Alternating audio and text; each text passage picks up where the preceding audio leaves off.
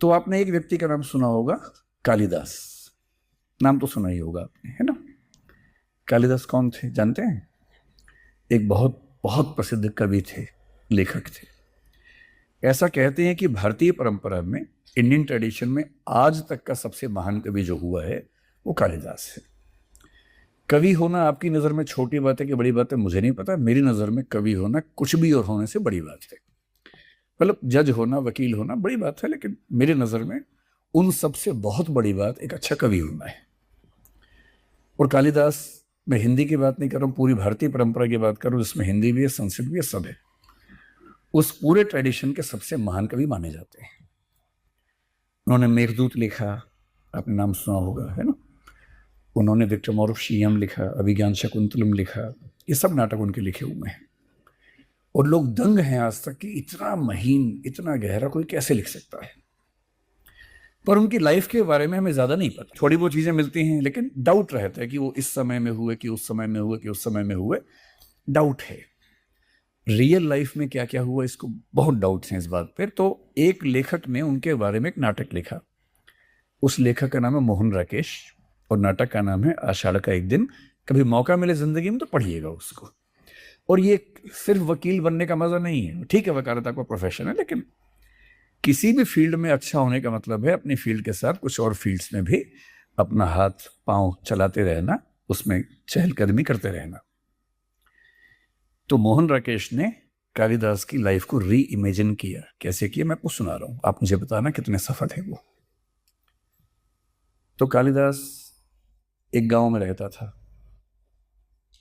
एक लड़की से मोहब्बत करता था। उस लड़की का नाम इमेजिन किया है मल्लिका। हिस्ट्री में ऐसा मिलता नहीं है, इन्होंने इमेजिन किया है। खूब प्रेम करता था। बरसात आती थी, दोनों भीगते थे, खेलते थे। वहां बहुत सारे हिरण थे, खरगोश थे, उन सब से उसकी दोस्ती थी। एक एक हिरण, एक एक खरगोश, एक एक पक्षी कालिदास का दोस्त था। ऐसी दोस्ती। उस पूरे इलाके में किसी को भी दिक्कत हो, कालिदास हमेशा उसकी हेल्प करता था। इतना जिंदा दिल आदमी था। प्रेम करता ही था, कविताएं भी लिखता था। और उसको इतना सुकून था अपनी जिंदगी में कि उससे ज्यादा उसको चाहिए नहीं था कुछ।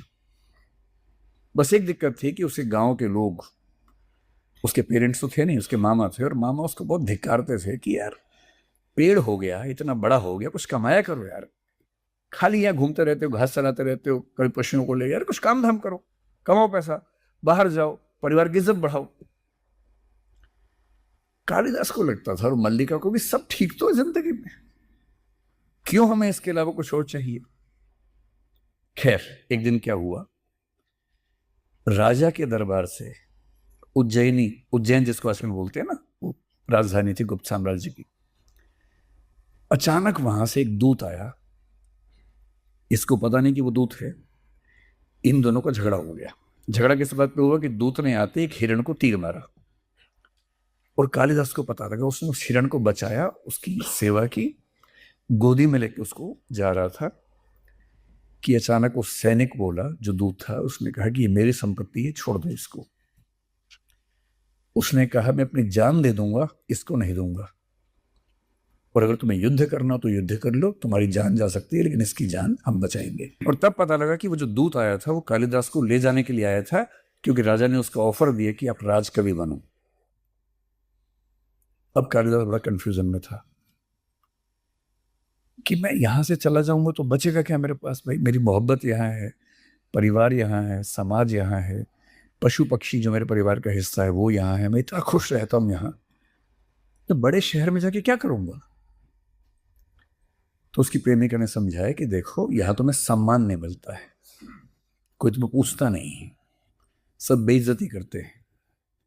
वहां जाओगे सम्मान मिलेगा, राजकवि हो भाई, समझ लो कि सेक्रेटरी रैंक के अधिकारी हो, इतने बड़े अधिकारी बन जाओगे, कितना सम्मान होगा, लोग सलाम ठोकेंगे तुम्हें, आगे पीछे घूमेंगे, खूब पैसा होगा, हर चीज तुम्हारे पास होगी, जरूर जाओ तुम। तो वो चला गया। राजकवि बहुत बड़ी बात होती है, कल्चरल मिनिस्टर समझ लीजिए कुछ वैसा। हर तरह की शान शौकत उसको मिल गई, खूब सम्मान। और उसने वहां रह के कई महाकाव्य लिखे, बड़ी बड़ी रचनाएं लिखी। लेकिन धीरे धीरे उसको लगा कि वो अंदर से सूखता जा रहा है। उसकी प्रेमिका वहां नहीं थी, मल्लिका, किससे बात करे? और बड़े शहर में राजनीति के बीच में जब आप होते हैं तो हर व्यक्ति आपसे कंपटीशन की निगाह से बात करता है। जैसे आप ही सब दोस्त हैं, दोस्त भी हैं, दुश्मन भी है, साथ साथ कंपटीशन भी है, आगे ना निकल जाए मुझसे। और दोस्त सफल हो अच्छा लगता है, पर आगे निकल जाए तो नहीं झेला जाता है। और जो व्यक्ति 24 घंटे राजनीति के कॉम्पिटिशन्स में रहेगा, उसकी मानसिक हालत क्या होगी? हर समय सफल होने की जिम्मेदारी, चिंता। और धीरे धीरे उसको लगने लगा कि परेशान हो गया। लेकिन सत्ता की भूख भी थी। गांव के लोग कहने लग गए थे कि वाह, बच्चा हो तो वैसा, हमारे गांव का नाम बढ़ा दिया, इसने कमाल कर दिया। ये सम्मान भी अच्छा लगता है। अंदर से वो सूखता जा रहा है, प्रेम नहीं है, ना कोई दोस्त है। और इतने में राजा ने उसको एक ऑफर दिया। राजा ने कहा कि कालिदास, तुम राजकवि हो, मैं सोच रहा हूं कि तुमको राजा बना दो। राजा बनोगे? कश्मीर का शासन संभाल सकते हो, कश्मीर मेरे पास अभी है पूरा, वहां के राजा बन जाओ। अब ये आदमी अंदर से टूटा हुआ है, इसको लगता है कि मैं वापस अपने गांव चला जाऊं, कहां फंस गया हूं। और लालच ऐसा मिल गया है कि राजा, भाई राजकवि तो फिर भी राजा का कवि है, राजा राजा है। बहुत दुविधा में रहा और अंत में उसने हाँ बोल दिया। तो राजा ने कहा, बस एक कंडीशन है, मेरी बेटी से शादी करनी होगी। बेटी का नाम था प्रियंगु मंजरी, जो इतिहास में विद्योत्तमा मिलता है, उस नाटक में प्रियंगु मंजरी नाम है। बहुत दुविधा कि मैं प्रेम तो मल्लिका से करता हूं, पर राजा बनने की ऐसी ललक कि उसने अंत में हाँ बोल दिया। प्रियंगु मंजरी से शादी हो गई और दहेज में मिल गया कश्मीर, कि जाओ राजा बन जाओ। चला गया राजा बनने के लिए। अब जो आदमी कवि होता है ना, उसके बस की बात आमतौर पे है नहीं कि वो राजा बने, बहुत मुश्किल होता है। कभी इमोशनल व्यक्ति होता है, भावनाओं वाला आदमी है। राजा को कितने सारे षड्यंत्र करने हैं, साजिशें करनी है, युद्ध करने हैं, हत्याएं करनी है। एक कवि वाले मन का आदमी हत्याएं जब करेगा तो कैसे करेगा?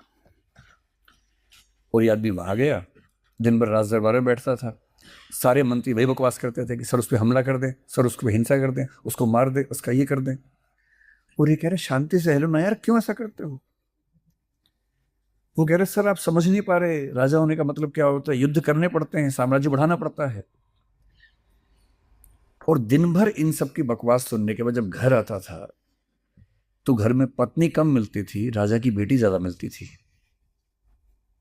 और वो राजा की बेटी भी हिसाब किताब वाले अंदाज में बात करती थी कि मेरे पापा ने तुमको दिया है राज, ध्यान रखना, शिकायत कर दूंगी, ठीक से काम करो, आगे बढ़ाओ साम्राज्य को। और जो आदमी अपने ऑफिस जाके भी दुखी रहता हो, घर आके भी दुखी रहता हो, और दुनिया क्या बोल रही है, हमारे गांव का बच्चा कश्मीर का राजा बन गया है। और धीरे धीरे इसके अंदर एक शब्द है एलियनेशन, पता नहीं आप समझते हैं कि नहीं समझते हैं, सोशियोलॉजी साइकोलॉजी में बहुत कॉमन टर्म है। इसका बेसिक मतलब है जब कोई व्यक्ति अपने आप से कट जाता हो, अपने आप से दूर हो जाता हो, अपने आप से अजनबी हो जाता हो, इसको एलियनेशन कहते हैं। और बहुत सारे फिलोसफर्स ने इसकी अलग अलग इंटरप्रिटेशंस की है। बेसिक मतलब है कोई बच्चा बहुत हंसता था, 10 साल बाद मिले, अब हंसता नहीं है, बहुत सफल है, नामी वकील है, एक पेशी के लिए 2 लाख रुपए लेता है, पर हंसना भूल गया है, कविताएं करना भूल गया है। इसका मतलब है कि highly successful in the eyes of the public but highly destroyed with in himself और हरसेल्फ बिकॉज ही और she is not with himself और हरसेल्फ। दुनिया के साथ है, अपने साथ नहीं। और कालिदास जब उसके चरम पे पहुंचा, वो बर्बाद हो गया।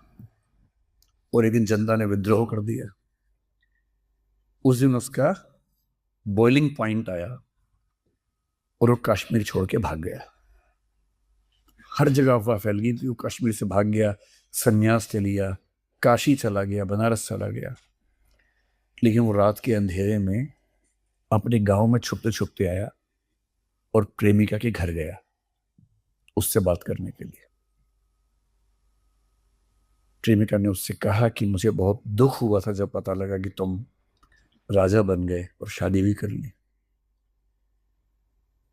इसने कहा कि मैं समझ नहीं पाया था कि सफलता का मतलब क्या होता है।